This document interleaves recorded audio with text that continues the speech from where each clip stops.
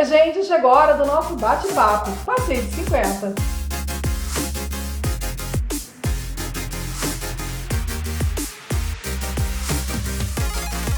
E é sobre a importância de nos preocuparmos com o envelhecimento e como deve ser feita a prevenção, o nosso bate-papo de hoje com a gerontóloga Isabela Gianfrancisco. Isabela, obrigada por aceitar o nosso convite aqui do canal Passei de 50. Eu que agradeço, uma alegria estar aqui, agradeço novamente o convite, fiquei muito feliz. Gente, olha que jovem, que delícia, hein? A gente falando de Passei dos 50, a gente tem uma jovem dessa que está preocupada com quem passou dos 50, com quem passou dos 60.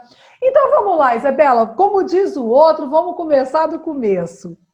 O que é a gerontologia? Então, a gerontologia é engraçado, né? Porque as pessoas sempre, quando descobrem que eu sou gerontóloga, né? Ou que eu fiz gerontologia, sempre vem a pergunta, geronto o quê? Né? Porque as pessoas realmente não conhecem, né? É uma profissão muito nova. E elas confundem muito com a geriatria. Né? Então, assim, a geriatria é uma especialidade médica, né, que tem um foco, né, no público idoso, e aí trabalha o quê? Muita questão do diagnóstico, tratamento, doença, tratamento. O gerontólogo não. O gerontólogo o que é, né? O que é a gerontologia? É o estudo do envelhecimento em diversas perspectivas, seja no âmbito psicológico, biológico, social, cultural, econômico e por aí vai, né? Então, o gerontólogo, ele existe por quê? Para ajudar a pessoa, através de intervenções, planejamento, estímulo, a ter um envelhecimento bem-sucedido, para que a gente chegue lá na velhice com qualidade de vida, que é o que todo mundo espera, né? O que todo mundo quer. Com certeza. Ainda mais agora, né? Que cada vez a gente está vivendo mais. Vamos lá, viver bem com qualidade de vida. A expectativa agora já está chegando aos 77 anos. Então, assim, é muita coisa, né? Ainda bem.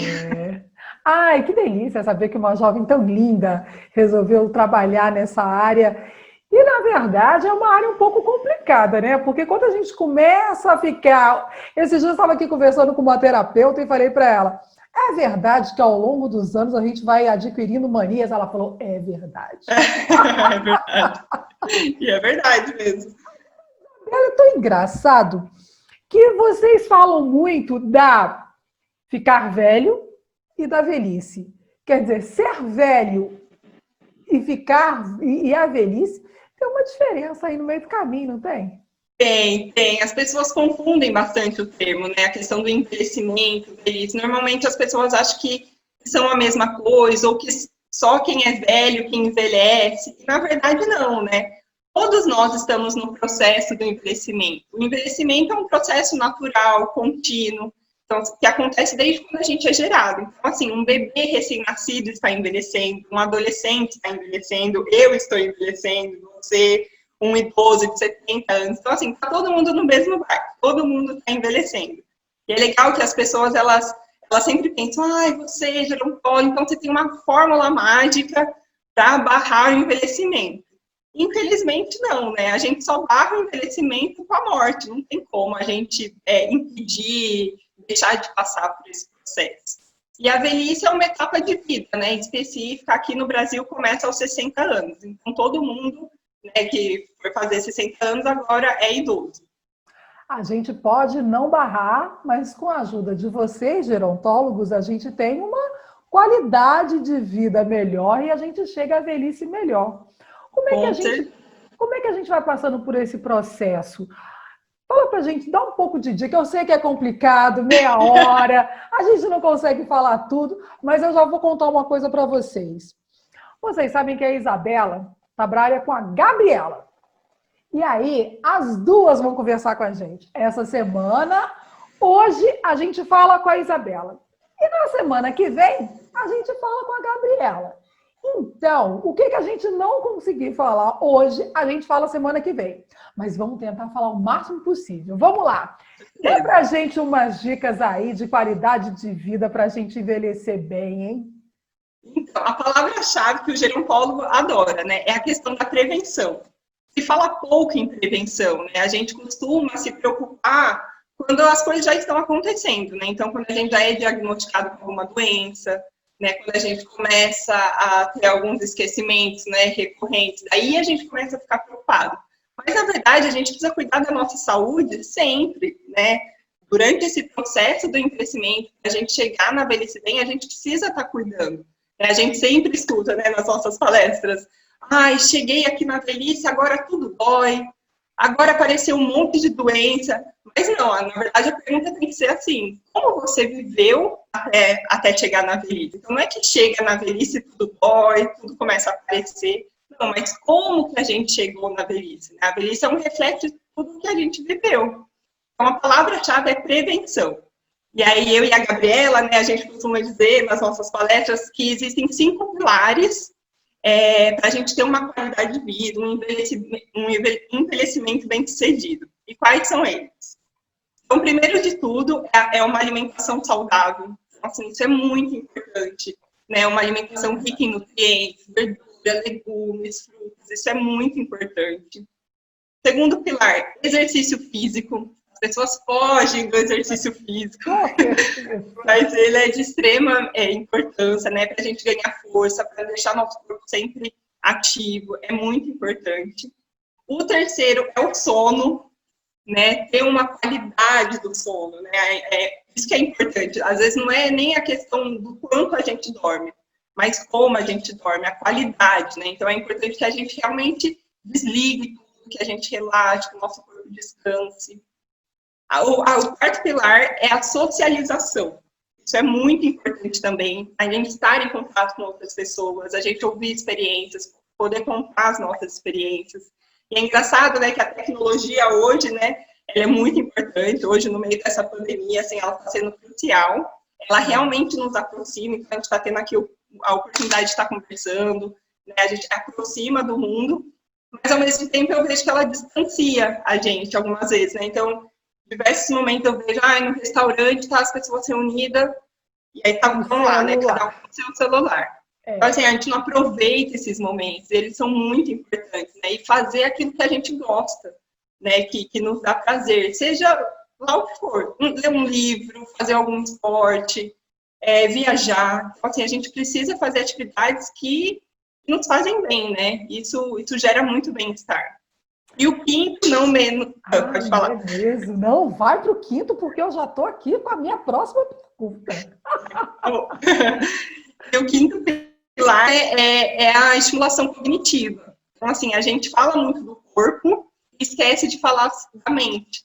Então, assim, é muito importante. E isso, assim, é o que as pessoas menos fazem. A gente percebe muito trabalhando isso. As pessoas começam a se preocupar na velhice, que é, né, o que as pessoas ficam muito preocupadas, né, com a doença de Alzheimer, agora eu esqueci comunicado. Mas, assim, a gente precisa, desde cedo, estar trabalhando o nosso cérebro, né, fazendo exercícios para estimular, isso é muito importante. Então, são essas cinco pilares que são muito importantes, né, para a gente ter um envelhecimento saudável e uma velhice bacana. E eu já vou no quinto, porque era esse que eu já ia falar com ela. Eu sei que eu já passei dos 50, nós que estamos aqui no canal que passamos dos 50, a gente sabe, a gente está bem, bacana, mas a gente tem que ter não só a qualidade de vida do nosso lado, mas a gente tem que olhar como é que está ali dentro, como é que está a nossa mente, que é o nosso cognitivo. Fala pra gente, dá umas dicas aí pra gente mexer esse nosso cognitivo, pra gente não deixar ele paradinho.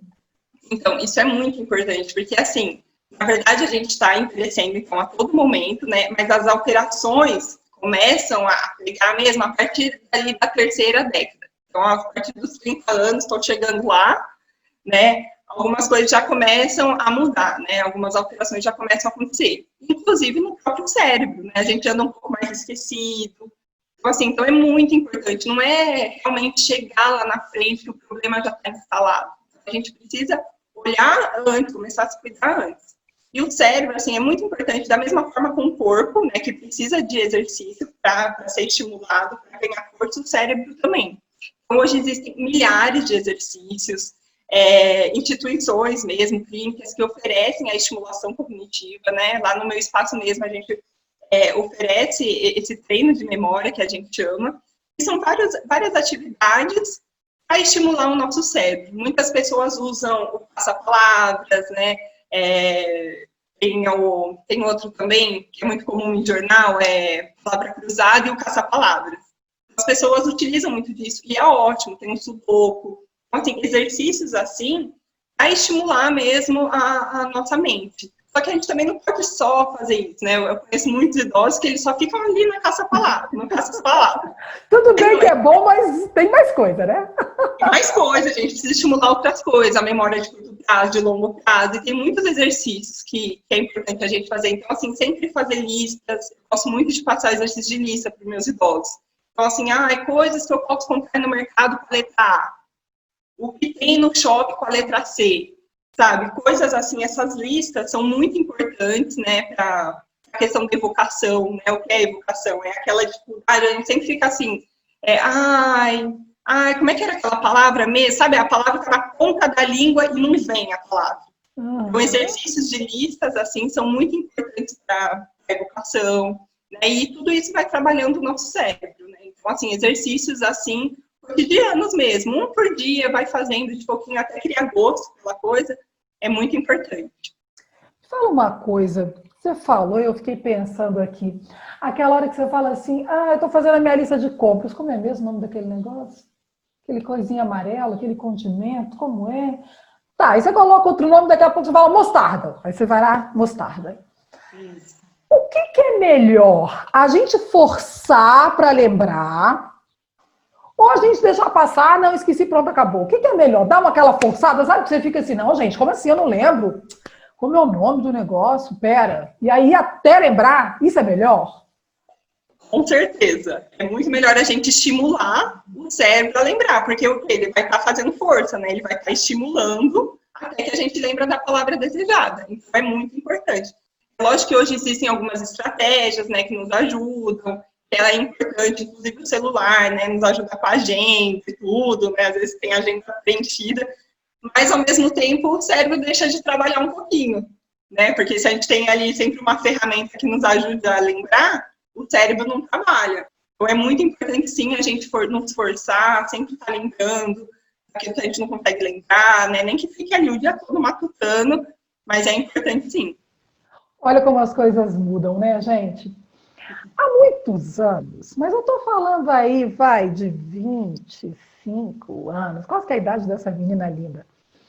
Aí, uns 25 anos atrás, eu fazendo um curso de psicologia, eu fiz um pouco de psicologia lá atrás, e aí eu lembro que uma professora minha, uma mestra, falou assim, gente, para de ficar decorando números de telefone. Isso, gente, eu tô falando, não tinha celular, vamos combinar, né? Tava no comecinho ali do celular.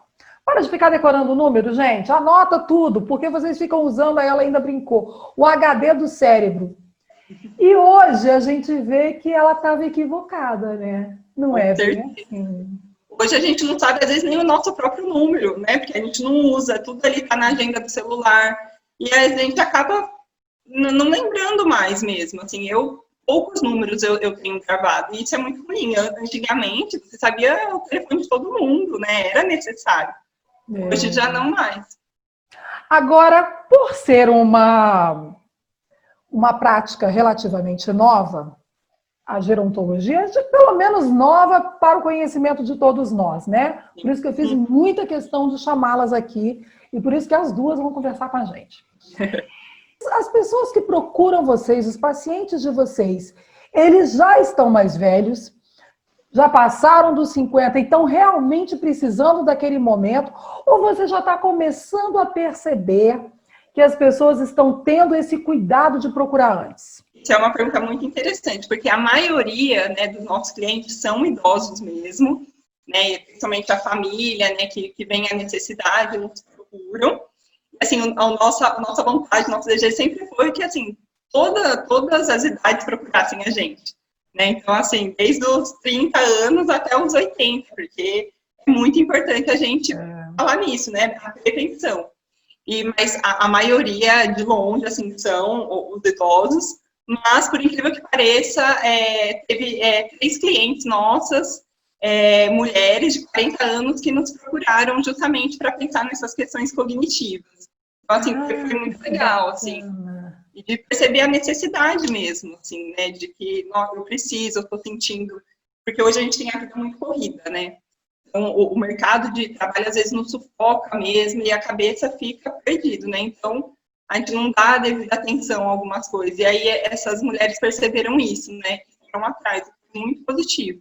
Nossa, com certeza. E aí a gente faz uma brincadeirinha aqui, que é o seguinte. Isabela, onde você está? Daí Não está em Brasília, gente. Falou? Não estou em Brasília. Fala pra gente. Fala pra gente. Eu estou em Rio Claro, interior de São Paulo. Não sei se muito conhece, uma cidade pequenininha, quase 200 mil habitantes. Então, é uma cidade bem pequenininha no interior de São Paulo. Mas a gente te encontra para fazer aí umas consultas online, né? Com certeza. Principalmente nessa época de pandemia, a gente abriu nosso leque, assim, começou a realmente pensar nessas questões, né? O online está crescendo muito, né? Então, a gente tem, sim, os atendimentos, as consultas que a gente faz online. Perfeito. Agora, vamos falar uma coisa aqui que a gente adora falar no canal. Desvendando os mitos, tirando os estereótipos. E se tem uma fase da vida da gente que vai criando estereótipo e um monte de mito, é a velhice, né? Impressionante. Sim. É um tal de não pode isso, não pode aquilo. Igual eu acabei de falar para você, que há tanto tempo eu já tive uma mestre que falava para a gente não usar a mente. Equivocado. Quer dizer, talvez lá atrás era o que ela tinha de conhecimento, né? Vamos combinar e aí a gente vai tendo... As coisas mudaram muito também, né? E aí a gente vai tendo profissionais como vocês que vão nos orientando muito melhor. Agora, quais são os maiores mitos que vocês vão desvendando aí nessa profissão de vocês?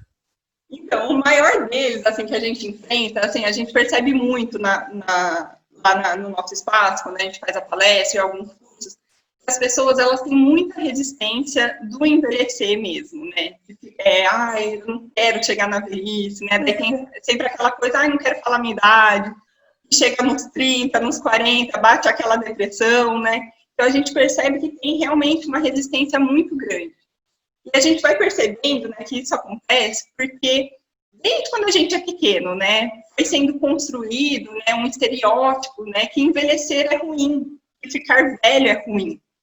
Né? Então, a gente sempre busca desmistificar isso, né? De mostrar para as pessoas que não é ruim. As pessoas, eu percebo assim, que as pessoas parecem assim, chegou na velhice, chegou nos 60 anos, parece que a salinha de espera para a morte, sabe? Cheguei aqui, agora é só esperar a morte chegar, sabe? Como se não tivesse mais... Um professor meu falou isso, e é muito verdade. As pessoas muitas vezes agem assim, como se não tivessem mais perspectiva, mais objetivos de vida, e é uma mentira, né? Então, assim, a expectativa está crescendo. Então, você chegou na velhice aos 60 anos. A expectativa hoje está aos 77, né? Já está chegando aos 80. Ou seja, você tem mais 20 anos aproximadamente. Então, assim, o que você vai fazer com esses 20 anos? Então, a gente não precisa ligar a velhice a uma etapa de vida ruim. Eu sempre costumo dizer que todas as etapas de vida têm seus desafios, têm as suas belezas e têm seus desafios, né? Então, pensar na adolescência, né? Que difícil que é viver a adolescência. Você está se descobrindo, aquela explosão de hormônios, né? Você, conflitos na escola, a vida adulta, a inserção no mercado de trabalho, é super difícil. E na velhice também tem as suas complicações, seus desafios, e a gente precisa se adaptar. Mas o que eu sempre falo que é muito importante, a gente sempre precisa colocar na balança, né, as perdas e os ganhos, e sempre maximizar os ganhos. Às vezes a gente, né, é muito comum a gente olhar só para as perdas, para aquilo que é ruim, mas a gente precisa olhar os ganhos e ver o que essa etapa de vida pode nos trazer, o que a gente pode alcançar, que a gente ainda não fez ainda. Então, estou na velhice, já cuidei dos meus filhos, já trabalhei, então o que eu vou fazer agora? Cuidar de mim, né? Exatamente. Né? Criar novas perspectivas. Então, a gente tem exemplo de muitas idosas que nunca tiveram a oportunidade de estudar, porque sempre trabalharam, sempre cuidaram dos filhos, e agora elas vão estudar, porque sempre foram um sonho delas. Né? E isso E a gente pode pensar em outros objetivos, de viajar, de aprender inglês, né? Muitos idosos agora estão aprendendo a mexer no celular. E aí, né? Então é pensar o que eu quero fazer daqui para frente. Não pensar que Já aprendi muita coisa. Exatamente. Então esse é um mito que a gente precisa desmistificar, de que ficar velho é ruim. Não, não é. Tem suas perdas, tem muitas coisas que a gente precisa adaptar, tem. Mas tem muitos ganhos também, né? Então a gente precisa pensar para frente. Um outro mito, assim, que eu gosto de mitificar bastante, que eu não gosto disso que foi sendo criado, que é a infantilização na velhice. Né? É algo que está sendo muito comum. Então, assim, a gente sempre vê alguns filhos falando, esse aqui é o meu bebê que eu cuido, né? Ou cuidadores falando assim, esse aqui é o bebezinho que eu cuido. Ou então, né, sempre a fala que a gente sempre ouve também, idoso volta a ser criança, né? E isso é uma mentira, né?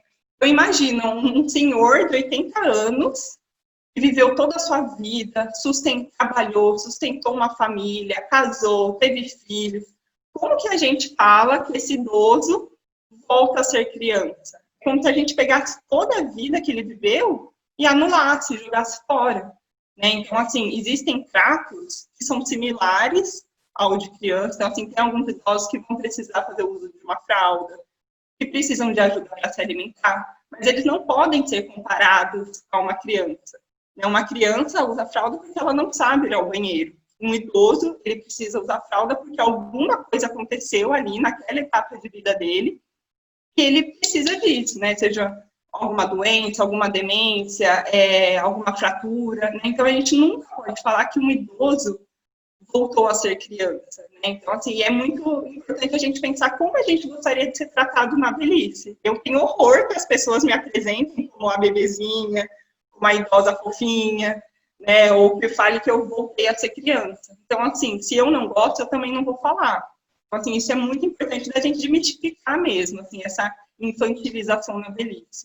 A gente vai falar um pouquinho sobre isso, mas a gente vai aprofundar mais com a Gabriela, mas eu já quero deixar aqui uma curiosidade para todo mundo.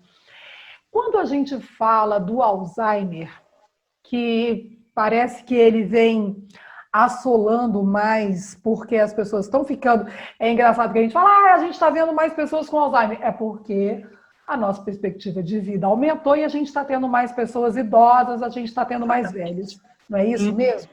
Mas quando a gente fala do Alzheimer, a gente fala normalmente de pessoas que já passaram ali dos 65 anos. Mas existe o Alzheimer precoce, né? Existe. Me fala um pouco sobre isso. A gente vai tentar só começar o assunto e a gente fala lá mais com a Gabriela. Esse processo todo, que é a perda de memória, a pessoa já não tem mais... Você falou agora a memória recente, a memória de longo prazo. O que exatamente a gente pode qualificar como a memória de curto prazo e a memória de longo prazo? Que prazo é esse que a gente está falando? O Alzheimer, ele é bem complicado, assim, porque é uma doença que está crescendo muito, né? E, ao mesmo tempo, a gente não tem muitas respostas para ela. Cura do Alzheimer não existe, né? Falar exatamente qual é a causa, né? Então, assim, tem muitas perguntas que envolvem essa doença e que muitas vezes não tem resposta. Né? Então, assim, normalmente as pessoas são diagnosticadas com Alzheimer lá dos seus 60, 75 anos. É incomum, não que não aconteça, né, a pessoa ser diagnosticada após esses 80 anos, né, é bem difícil uma pessoa ser diagnosticada após 80 anos, ou menos de 60, 65 anos. É muito difícil, mas existem casos, sim, que as pessoas são diagnosticadas. Então, tem um caso, né, tem até o filme, né, Para Sempre Alice, que mostra muito bem, né, uma mulher aos 40 e poucos anos, exatamente, diagnosticada com Alzheimer, né. E, assim, o Alzheimer, uma das características é que, assim, ele, muitas vezes, as pessoas sempre falam, eu não entendo, meu pai, que tem doença de Alzheimer, ele lembra de coisas lá de quando era criança, mas ele não consegue se lembrar do que ele comeu hoje. É exatamente isso, a memória de longo prazo, né, então, e é longo mesmo, né, então, se você tem 70 anos, a da infância vai estar muito intacta, porque é a última coisa que se deteriora com essa doença. Mas já a memória de curto prazo, que é a recente mesmo, é o hoje, é o ontem, ela se deteriora muito rápido. Então, normalmente eles não, às vezes querem tomar mais de um banho, ou querem comer mais de uma vez, porque não lembra que comeu. Isso é muito comum. É muito comum, às vezes, né, tem o retrato da filha e da esposa, né? Ele não se lembra da filha, mas, aliás, ele acha que a filha é a esposa, porque ele tem a lembrança da esposa jovem. Então, ele olha para a filha jovem e acha que é a esposa, porque ele está lembrando lá de trás, mas ele não se lembra que é a filha. Então, acontece muito. Mas esse bate-papo vai se aprofundar na próxima semana com a Gabriela. Eu adorei bater papo com você. Que pena que a gente tem um tempo curto, dá uma dó. Que delícia, parabéns pelo trabalho. Que bom que vocês estão aqui no canal falando sobre essa especialidade que muitos não conhecíamos e agora já sabemos que existe. E que bom saber que a cada dia mais profissionais vêm se dedicando a cuidar mais dessa qualidade de vida de quem já passaram dos 50, dos 60 e dos 70. Isabela, que prazer tê-la aqui no canal. Volte sempre. Parabéns pelo trabalho.